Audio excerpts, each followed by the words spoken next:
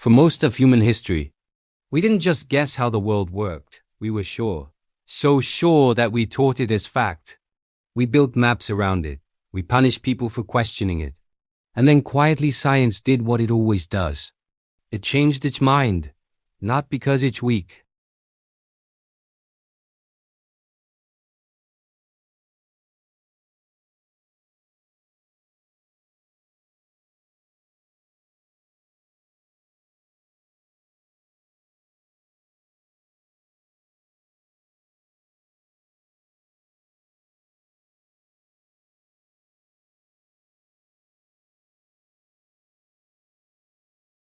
Or do we cling?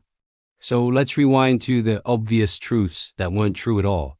For a long time, the universe had a simple center, us. The sun rose, the sun set. The stars moved like a perfect machine above our heads. So the conclusion felt obvious. The universe moves around Earth. This wasn't a stupid idea.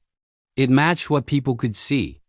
And it fit something deeper, the human desire to be central.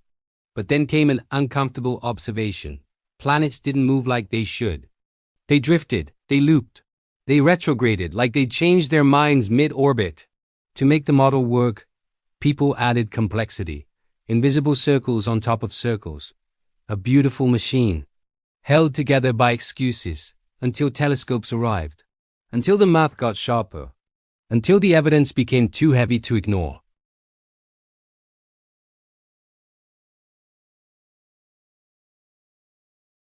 It won because it explained more with less, cleaner, simpler.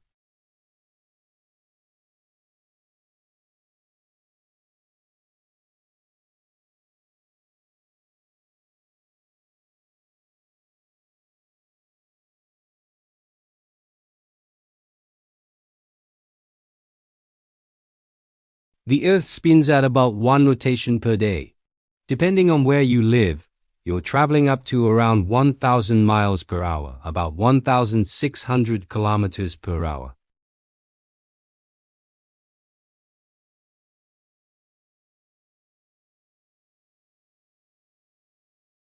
Change does, acceleration, deceleration, turbulence. Our senses are built to detect changes that matter for survival, not cosmic truths. And that is one of the core lessons of science. Your intuition is not a measuring instrument. It's a survival tool. For centuries, many people believed disease came from bad air. The miasma theory, and again, it made sense. Cities smelled terrible. People got sick. So the smell must be the cause.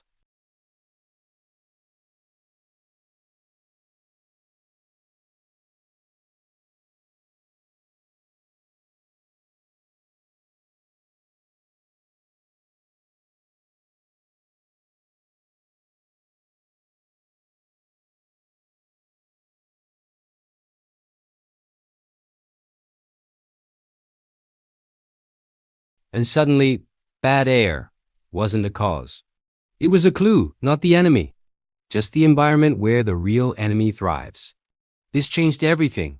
Hand washing, sterilization, clean water systems.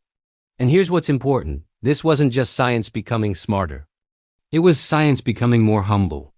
Admitting that the cause could be something we couldn't see. That takes a special kind of courage. Now let's talk about a myth that refuses to die. You only use 10% of your brain. It sounds inspiring. It sounds like hidden potential. It sounds like the door to superpowers. And that's exactly why it spreads. But it's not true. Brain scans show activity across many regions depending on what you're doing, speaking, moving, remembering, daydreaming. Even rest isn't rest. The brain is constantly running systems in the background. If you truly used only 10% of your brain, damage to the other 90% wouldn't matter.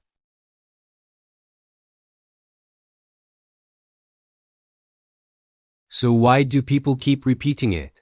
Because it gives comfort. If I'm not who I want to be, it's because my potential is locked, not because change is hard. This is where science collides with psychology. People don't only believe what is true, they believe what is useful. Here's a subtle one. When people imagine space, they imagine nothing, a silent void. But space isn't empty, it's thin.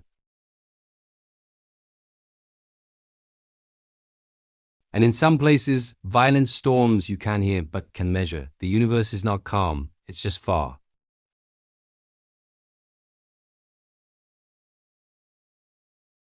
So your ears get nothing, but instruments do.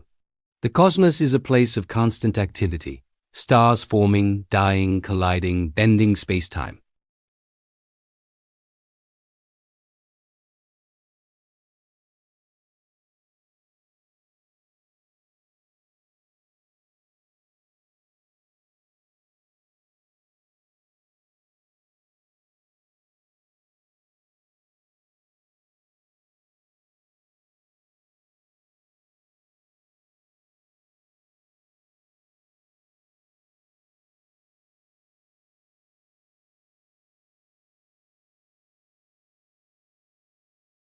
But science, at its best, does something almost unnatural for the human mind. It lets go.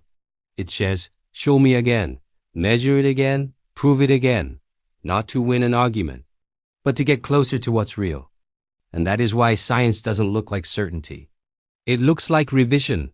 So the next time you hear something that feels obvious, pause. Ask one question. Is it true, or is it just comfortable? Because history is full of truths that collapsed under evidence, and the future will be full of new ones. If you like videos that question obvious truths and explore real mysteries behind reality, subscribe. No noise, just the interesting stuff.